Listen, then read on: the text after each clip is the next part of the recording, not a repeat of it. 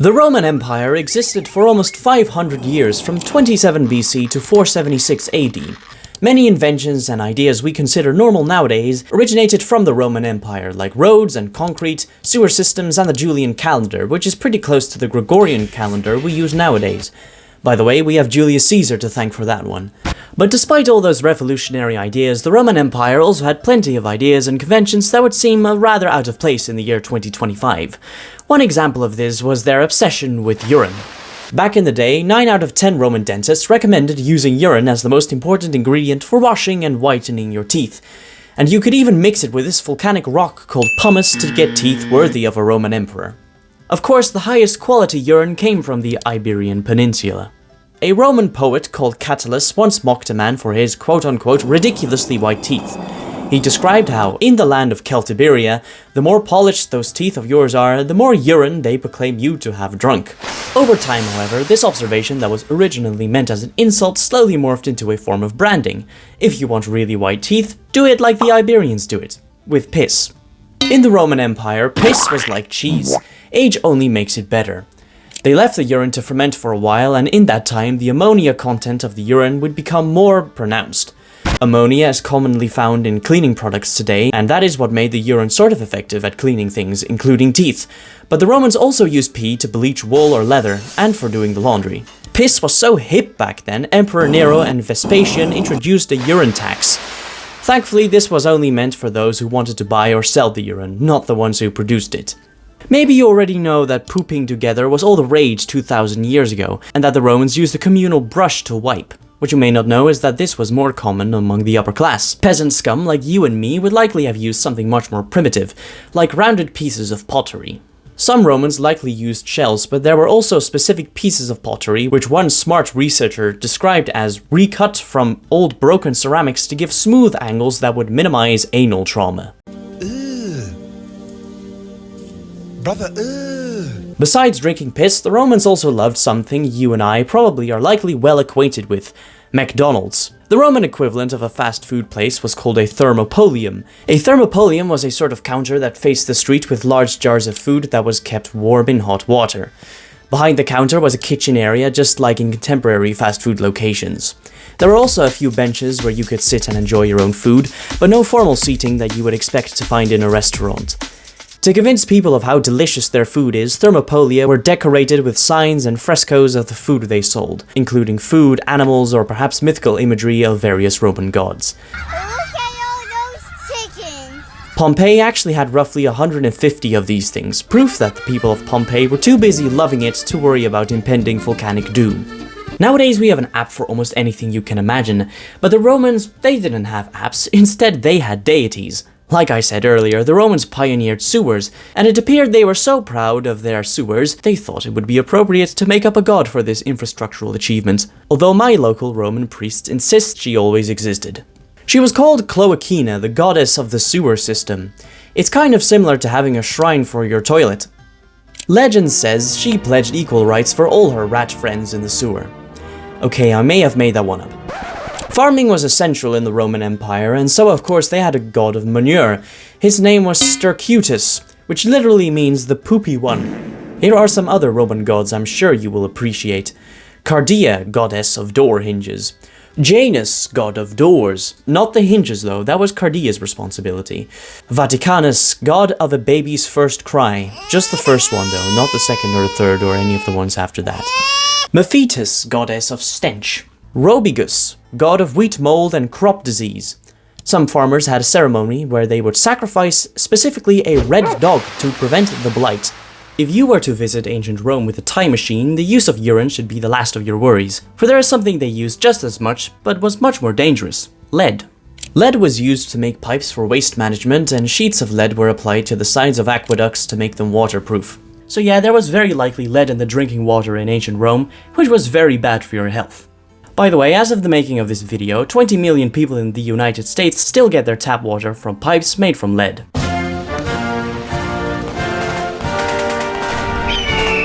Lead was also used to make cooking pots. The Romans loved wine, and to enhance the flavor, they would boil grape juice in a pot that was specifically made from lead. The heat turned the grape juice into a syrup, but the real flavor came from a compound called lead acetate, which was both very sweet and very toxic. They used lead acetate as a preservative and also as a sweetener. The compound lead carbonate was used by rich people as a face powder who wanted their face to appear paler, like Queen Elizabeth I a couple hundred years later. Furthermore, lead was used in construction, and bullets and coins were also made with lead. Basically, lead was everywhere. The Romans weren't totally ignorant of the dangers of lead, though. Miners and construction workers were usually the ones who would get the most poisoned. Scientists have analyzed the air contents of Roman times from ancient pieces of ice and concluded that the mining of lead likely caused significant air pollution for everyone in the vicinity. But because lead was so cheap and versatile, and most importantly it made delicious wine, the use of lead always remained. The richest Roman citizens also had a series of strange things that appeared to only apply to them: extreme gout, infertility, miscarriages, nerve disorders, mental instability, and many other symptoms. Some historians argue that the erratic behavior of emperors like Nero and Caligula could have been partly explained by lead poisoning. Let's talk about some of the many interesting things Caligula did as Emperor of Rome. Whether they are all true is uncertain, but it does say something about his character that people were willing to believe the stories about him no matter what. A relatively well-known fact is how Caligula wanted to make his horse a consul. Before Rome became an empire, the two consuls were the highest officials who ruled the Republic. When absolute power shifted to the emperor, the position of consul became more of a symbol of prestige than an actual political necessity. The title of consul was also often preceded by other jobs in the empire that held a lot of responsibility, such as governor of a specific province or a military commander. The emperor would often hand out the position of consul as a sort of gift of their loyalty to him. Caligula thought his horse Incitatus deserved this title. Unfortunately, that doesn't mean he actually made his horse consul. It is important to know that Caligula despised the Senate. The Senate was in essence purely ceremonial, and Caligula thought that by naming his horse consul he could really show how much the position was truly worth. It was a way of showing those who wanted to be consul that they didn't bring anything of worth his horse couldn't provide. Like most Roman emperors, Caligula was assassinated before he could name his Incitatus consul. Nonetheless, Caligula really loved his horse. He reportedly gave his horse Incitatus a marble stable, an ivory manger, purple blankets, which was a color only reserved for the emperor, and his own house with slaves. Some Roman scholars also mentioned how the horse would have been invited to dine with other Roman senators. All in all, Caligula probably wasn't mad, he just had a twisted sense of humor. Okay, maybe he was still a little bit mad. There was also the time Caligula declared war on the sea, but that's a story for another video. Here are some facts about Roman emperors that don't require much explanation. Emperor Claudius passed a law that made it illegal to hold in your fart, claiming it was bad for your health. Diocletian retired voluntarily to work as a cabbage farmer. When asked to return to power, he said, "If you saw my cabbages, you wouldn't ask." My cabbages! Maximus Thrax was claimed to be 8 feet tall and that he could crush stones with his bare hands. Between 60 and 70% of all Roman emperors were assassinated. The Romans really were an interesting bunch of people, and the 10 to 15% of men who were able to read and write wanted to communicate their ideas to the world. Yes, the Romans sort of pioneered graffiti. Here are some of the profound things the Roman citizens felt the need to share with us. Apollinaris, the physician of the Emperor Titus, pooped well here. Secundus pooped here, pooped here, pooped here. Admetus got me pregnant. I came here and fornicated, then went home. We two dear men, friends forever, were here. If you want to know our names, they are Gaius and Aulus. On April 19th, I made bread. It took 640 steps to walk back and forth between here and there 10 times. A small problem gets larger if you ignore it. And you may read these following ones yourself.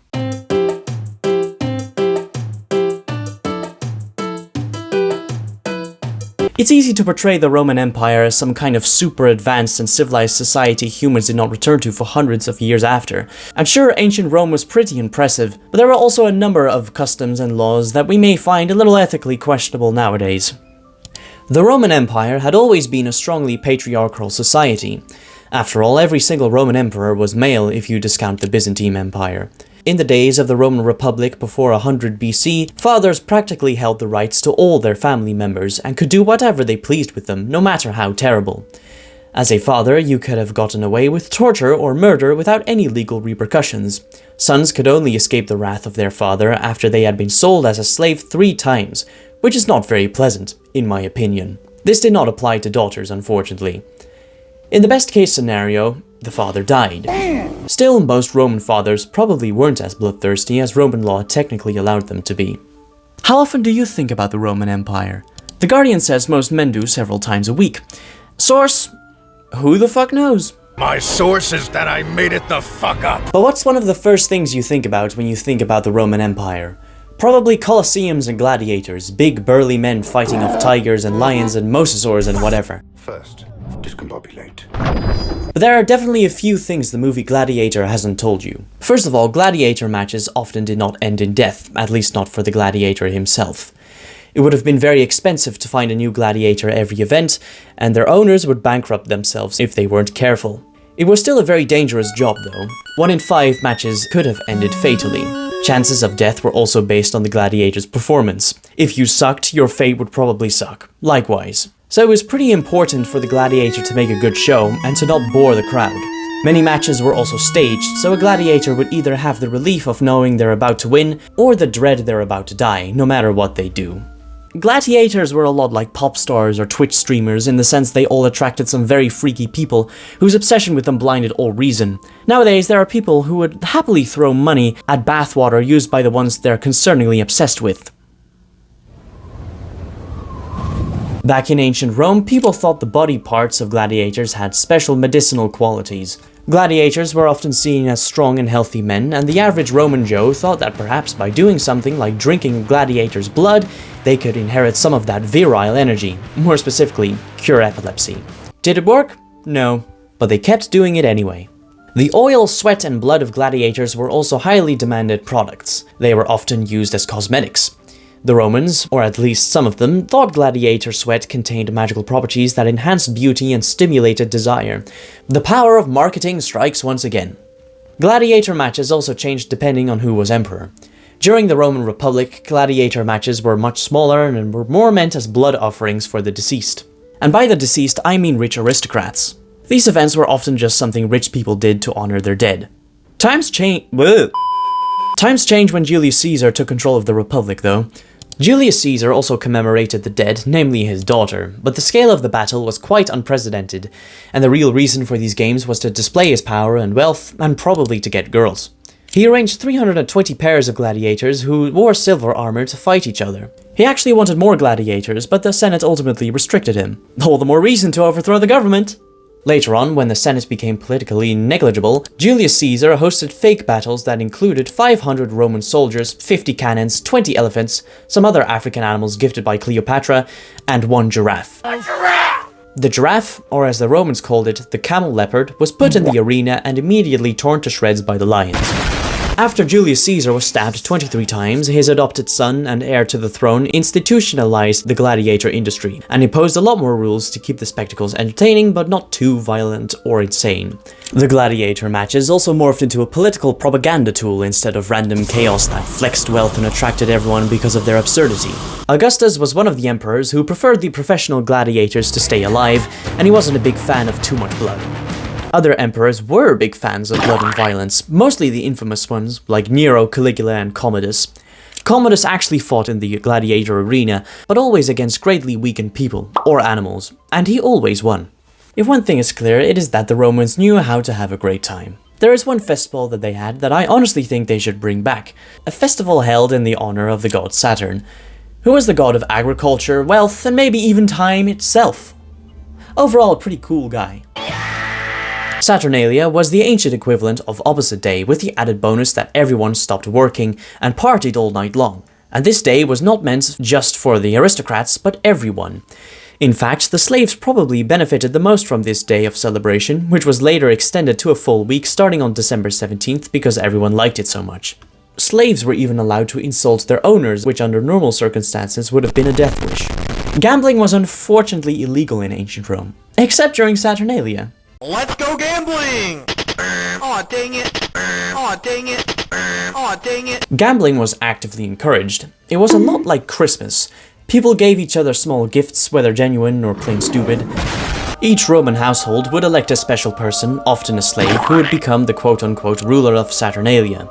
This person would be granted the privilege of ordering everyone around to do whatever they pleased, which usually involved ridiculous things such as stay naked, or throw him into cold water, or do the Harlem Shake. Yes, I know, that meme is really old. And everyone had to listen to the ruler of Saturnalia. There are quite a lot of similarities between Saturnalia and Christmas, for example gift-giving and being together with a family, and it may not be a coincidence that both traditions begin in late December. The reason why we celebrate Christmas on December 25th is actually not because the Bible mentions that Jesus was born on that day, but because of the Romans. Back in the day, December 25th was actually dedicated to the Roman sun god Sol Invictus. They ask you how you are, you just have to say that you're fine when you're not really fine, but you just can't get into it because they would never understand. Christmas was first mentioned during the reign of the first Christian Roman emperor, Emperor Constantine, who ruled as emperor for over 30 years during a time when emperors were assassinated all the time. Although he did spend the first 18 years of his rule fighting off warlords who did not agree with his claim to the throne. Because he was the first to legalize Christianity, the church likely thought it was a strategic move to openly celebrate Christmas on December 25th to introduce a Christian alternative for the older Roman traditions that were celebrated during the same time. One of the most important things about Christmas is, of course, no, not family, ew, you pervert. Food, of course! And boy, did the Romans love food. Some of their signature dishes, however, have not stood the test of time. The Roman equivalent of ketchup was something truly and utterly heinous. It was called garum, which rhymes with harem. And I compared it to ketchup because they used it in just about everything. But it wasn't made with tomatoes. No, this was actually fermented fish sauce. Fish, fish blood, fish organs, and other parts of fish were put together and left to ferment in the sun for months. Then they squished everything together and soaked it in brine, which is basically very salty water, and voila! Garum was made. Hooray! Garum was used with foods such as meats, desserts, fruits, wine, and even cheesecake. Some people have tried to make garum 2,000 years later, and I've read many conflicting opinions on its taste and smell.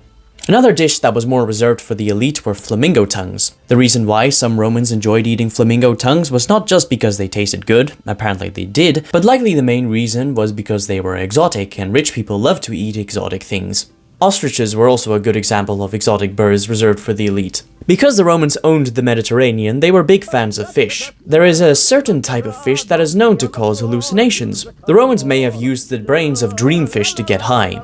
Several fish brain delicacies were described to be slippery and delicate. Delicious. Yummy. So maybe many of the typical Roman dishes did not stick around, but the same cannot be said for how the Romans pioneered medical practices, especially on the battlefield. It took until the 19th century for scientists to figure out the true reason why many diseases spread. Germs. The Romans didn't come up with germ theory, but they did understand the importance of sanitation and cleanliness to a degree that would not have been equaled until almost 2,000 years later in World War I. Their aqueducts supplied their cities with clean water, sewers were effective at removing waste, thanks to the goddess Cloacina, and they had actual toilets to prevent crap from piling up in the streets. Roman surgical procedures were also far ahead of their time. Surgeons boiled their instruments in water between surgeries and used basic antiseptics like vinegar and honey, and they used painkillers and anesthetics. Roman medical standards on the battlefield were perhaps most impressive. Every Roman army had its own dedicated medical corps, with skilled medics leading the front lines who were trained in basic first aid to stabilize soldiers and get them off the battlefield as quickly as possible. Let's go practice medicine. They also had skilled doctors who performed surgeries for more advanced care. Outside the battlefields, the Romans were the first civilization to construct dedicated military hospitals for their camps, complete with wards, examination rooms, and running water. However, these hospitals were meant for soldiers who needed to be treated to be sent back to the front lines. Normal Roman citizens had almost no access to professional healthcare and doctors. The Romans were not ahead of their time in all cases. Ironically, when the Western Roman Empire fell in 476 AD, all their medical knowledge that was ahead of its time was lost to history. The more superstitious and incorrect beliefs the Romans had about medicine and biology were the ones that stuck around for the Middle Ages, causing medical knowledge to stagnate for hundreds of years.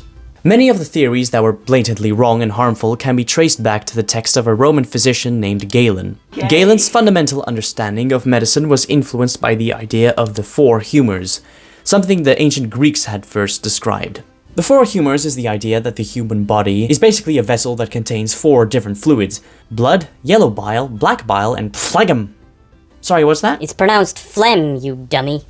My apologies. Apparently it's pronounced phlegm. Although I must admit, I kind of prefer phlegm. The Romans believed that if you were sick, it wasn't because you caught a cold, but because your four humors weren't in balance. Each fluid had their own emotion, organs, and time of year tied to them. Blood came from the heart and was most prevalent during spring. A healthy humor of blood was supposed to make your average Roman optimistic, social, and energetic. Phlegm, which nowadays is used to describe the mucus snot substance you cough up when you have a cold, used to be something different 2000 years ago. The Romans believed phlegm came from the brain and was most prevalent in winter. Phlegm gave you a relaxed and peaceful mood. Yellow bile came from the liver and was most active during the summer. An excess of yellow bile made someone short-tempered, ambitious, and aggressive. Finally, black bile was made in the spleen and was associated with autumn. Black bile made you feel serious, analytical, but also sad and depressed. The four humors were an explanation for how the body reacted to seasonal and dietary changes, albeit not a very accurate one. People often got sick in winter because the body produced too much phlegm, causing runny noses and coughs. In summer, people suffered from fevers and digestive issues in the heat because yellow bile was thought to be associated with the hot and the dry. That's also why they thought eating spicy food increased your yellow bile, and why eating cold and slimy foods like cucumber increased your phlegm. With these theories, medical issues were treated accordingly. When someone had a fever, and they had too much blood or yellow bile, they were prescribed cold and wet foods such as fruit. The treatment for a runny nose could have included chilling by a fireplace while eating spicy food and drinking wine. You know, that's not a bad treatment at all. In more extreme cases, the excess fluid had to be removed. This is why the practice of bloodletting was introduced. Bloodletting was used to treat almost every illness imaginable, whether it be acne or a fever, and it usually consisted of a physician puncturing an artery or vein with a sharp object. The Romans also used leeches in some cases when the patient was too weak to undergo surgery. However, leeches really took off in popularity in the late Middle Ages until the 19th century. In most cases, bloodletting was not very effective, yet it was frequently used up until the 1800s. Blah, blah, blah. George Washing Machine was fighting a throat infection before he decided to perform a bloodletting procedure. However, his doctors repeated this procedure 3 more times without his direct permission, which made him lose almost half of the blood in his body.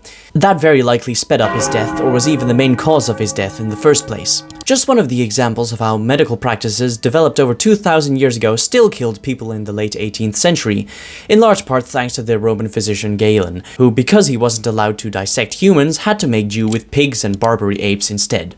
It's no surprise he thought the liver had 5 lobes instead of just 2. When people from the Renaissance finally started dissecting actual people, they thought the anatomy of the human liver had changed since Galen's time, and they did not yet think of the possibility he could have been wrong. Finally, in 1543, a man named Andreas Vesalius, who in fact did cut open humans as a hobby, wrote about human anatomy in a giant book in which he also corrected 300 of Galen's errors, and even then he still missed a few.